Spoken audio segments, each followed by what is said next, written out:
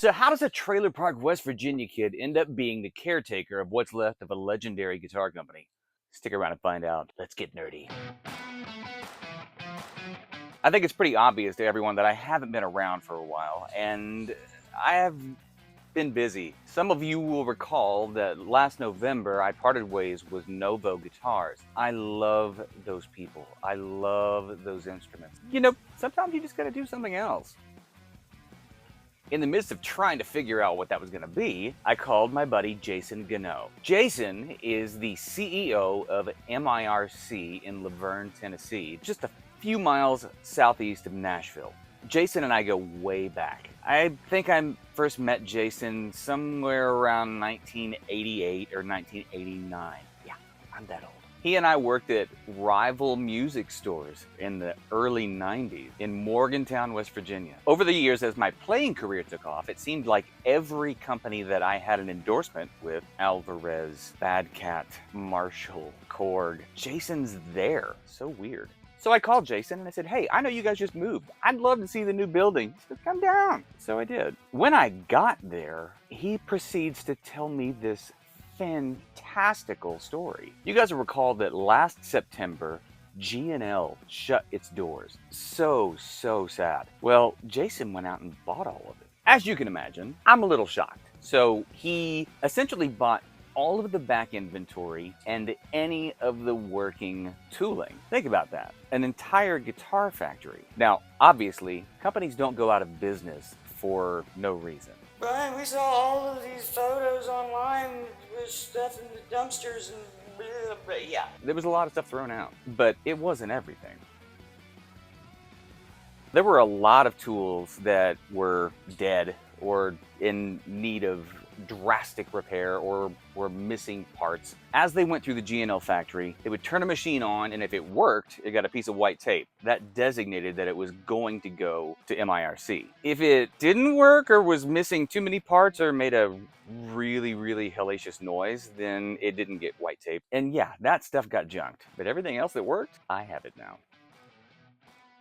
Since G&L shut down last September, there's been a lot of stuff on the internet about what happened and where everything went and, you know, what's going to go on now and all of that. And most of it's wrong. To give you a timeline, late September, G&L shuts its doors. By early October, Jason and a crew are there to empty the place. Early November, I part ways with Novo Guitars. By the first week of December, 2 semi-trucks arrive with a lot of great big toys.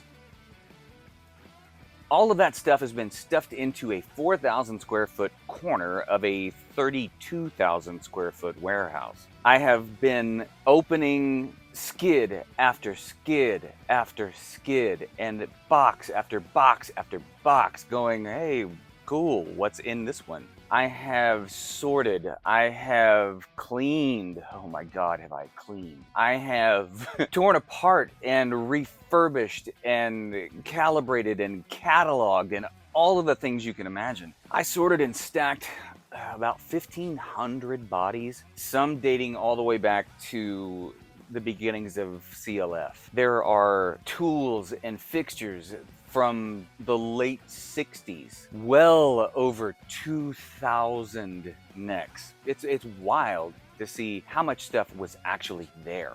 Going through all of this stuff and trying to figure out, you know, forensically, if you will, how to put everything back together. Looking at computer files or like brushing up on my Spanish so that I can read handwritten notes. It's been one of the craziest periods of my life. I mean, how many of you guys have ever picked up something and went, oh, Leo Fender made this? I'm gonna do a little walkthrough and show you guys what it looks like right now.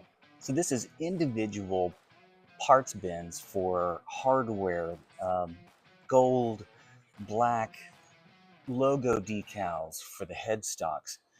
There's so many screws and just bits and pieces. Discovered that there are 2 different thread types for the vibrato posts. I have body and neck blanks and fretboards, and there's the 2 Haas VF4s that you saw me clean not too long ago. These are the pickup parts, from completed guitar and bass pickups down to pretty much the entire work in progress, all the way back to just flat work. Vac table with all the inlay. We have several of those old Delta drill presses, as well as the deadhead sander for doing fret ends, the gang saw for cutting fret slots, which we're not using. Here are all of those pin router templates that I was talking about earlier. In addition to that, how they start to begin with as wooden templates and wire. Oh my gosh, I have so much wire. It's absolute madness. It could probably stretch all the way to Nashville if I needed to. An old Bridgeport milling machine, more pickup covers than you've ever seen in your life.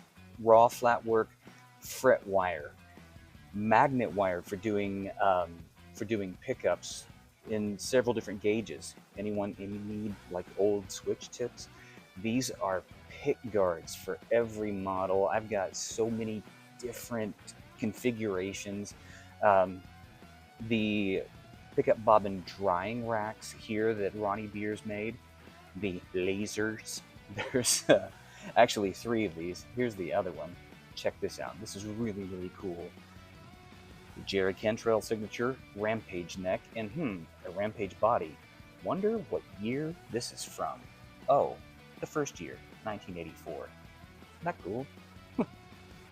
The one of the computer-controlled winders. Here is the first of 2 6-bank winders. Here's the second one. The mechanically controlled Gorman winders here. These are all of the form presses. This is how you put together flat work here, and these date all the way back to the beginning of G&L. Check these out. These are so, so cool. Anything electronic, soldering stations and electronic components. This is hardware, boxes and boxes of hardware and pickup covers.